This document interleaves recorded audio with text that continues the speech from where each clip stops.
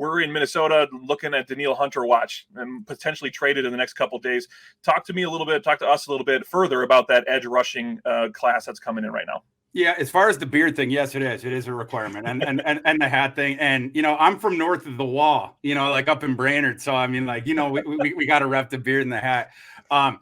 As far as the other question, I mean, yeah, this is a great question because let's just talk about the edge rusher position first because it's the best position in this draft, and it happens to be one of the Vikings' highest needs, and it may even be the highest. But it's an interesting discussion with that because let's just say the Vikings' first pick.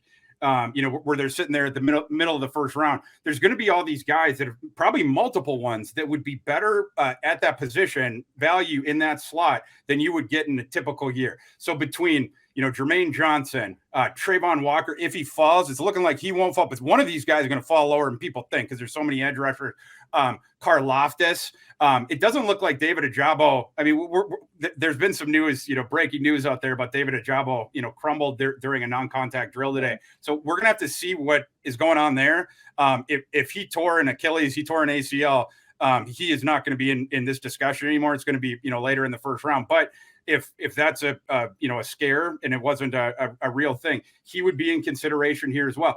But then, so you're going to have a couple of these guys and you have to decide what you think their value is in a vacuum and then sort of extrapolate, when we're there round 2, round 3, what edges are going to be available. And the cool thing about this edge class is it's not only stacked at the top, it's also has tremendous depth, which is why it's the best position, in this class. So in the second round, you're going to be able to get an edge that's better than the typical slot that you're sitting in, a more valuable player in a typical year. Same thing with the third round. So you're going to get a value either way picking in the first 2 days at that position. It's just, again, it goes back to the 3-dimensional chess thing that Kwesi's going to have to do in his mind of like, okay, Jermaine Johnson just fell to us. That's awesome. Typical year, he's going to be a top 8 pick or so. But can I pull the trigger here when on day 2, I know that there's going to be the better edges as well, especially, for instance, they have the cornerback issue and then safety as well, the full secondary.